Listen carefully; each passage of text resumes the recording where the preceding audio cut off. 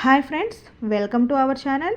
ఎంతో రుచిగా ఉండే స్ట్రీట్ స్టైల్ పావ్ భాజీని ఇంట్లోనే ఈజీగా ఏ విధంగా తయారు చేసుకోవాలో ఈ వీడియోలో చూసేద్దాం. దీనికోసం స్టవ్ మీద ప్యాన్ పెట్టేసుకొని దానిలో 2 టేబుల్ స్పూన్స్ ఆయిల్ వేసేసుకొని 1 టేబుల్ స్పూన్ బటర్ని యాడ్ చేసుకున్నాము. మీ దగ్గర బటర్ లేకపోతే బటర్ ప్లేస్లో గీ కూడా యాడ్ చేసుకోవచ్చు. ఈ బటర్ మెల్ట్ అయ్యి బాగా హీట్ అయిన తర్వాత ఇందులో ఒక పెద్ద ఆనియన్ని ఈ విధంగా సన్నగా కట్ చేసి పెట్టుకొని దాన్ని కూడా యాడ్ చేసుకోవాలి. దీన్ని ఒకసారి బాగా కలుపుకొని ఇప్పుడు దీనిలో కట్ చేసి పెట్టుకున్న క్యాప్సికమ్ ముక్కలను కూడా యాడ్ చేసుకుందాము. తర్వాత దీనిలో ఇప్పుడు బఠానీని కూడా యాడ్ చేద్దాము. ఇక్కడ నేను ఫ్రోజన్ బఠానీ యాడ్ చేస్తున్నానండి. మీ దగ్గర అవి లేకపోతే నార్మల్ బఠానీని ఒక హాఫ్ అన్ అవర్ పాటు సోక్ చేసి దాన్నైనా యాడ్ చేయొచ్చు. తర్వాత 1 టేబుల్ స్పూన్ అల్లం వెల్లుల్లి పేస్ట్ని కూడా యాడ్ చేద్దాము. తర్వాత చిన్నగా కట్ చేసి పెట్టుకున్న టమాటాను కూడా యాడ్ చేసేసి ఒకసారి బాగా మిక్స్ చేసేసుకొని ఇదంతా బాగా మనకి మగ్గిపోవాలి. ఇది కంప్లీట్గా మగ్గిన తర్వాత ఇప్పుడు దీనిలో కసూరి మేతిని 1 స్పూన్ యాడ్ చేసుకోవాలి. మనం కసూరి మేతి అనేది కంపల్సరీ యాడ్ చేసుకోవాలండి దీంట్లో. తర్వాత 2 టేబుల్ స్పూన్స్ పావ్ భాజీ మసాలాని యాడ్ చేసుకుందాము.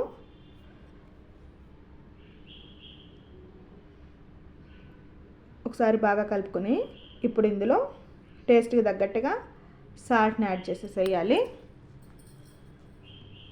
తర్వాత మీరు తినే స్పైసీనెస్ని బట్టి కారాన్ని యాడ్ చేసుకోవాలి.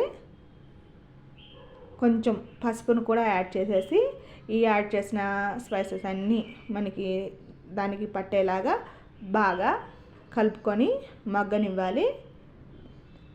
ఇప్పుడు దీనిలో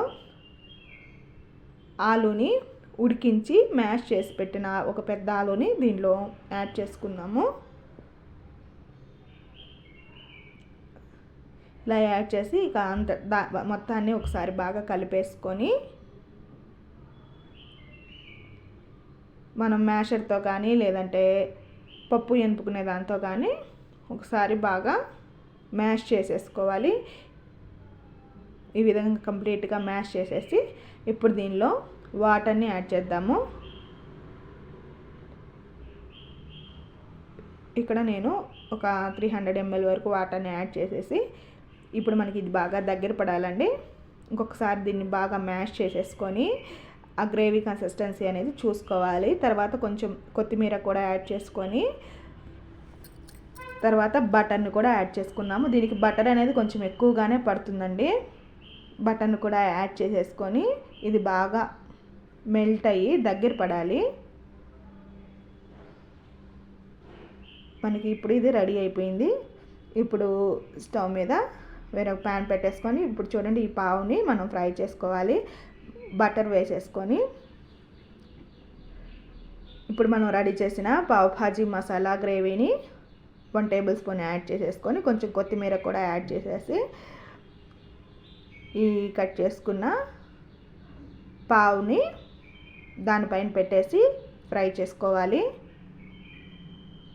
కొంచెం లైట్గా కలర్ చేంజ్ అయ్యే వరకు ఈ విధంగా ఫ్రై చేసేసుకున్నాము. 2 వైపులా కూడా ఫ్రై చేసేసుకోవచ్చు, లేదంటే ఒకవైపు అయినా ఫ్రై చేసుకున్నా సరిపోతుందండి. మీరు ఓన్లీ బటర్ తోటైనా దీన్ని ఫ్రై చేసేసుకోవచ్చు, మీ ఇష్టం అండి. ఇంకా అంతే అండి, ఎంతో టేస్టీ అయిన పావ్ భాజీ మనకి ఇంట్లోనే ఈజీగా రెడీ అయిపోయింది.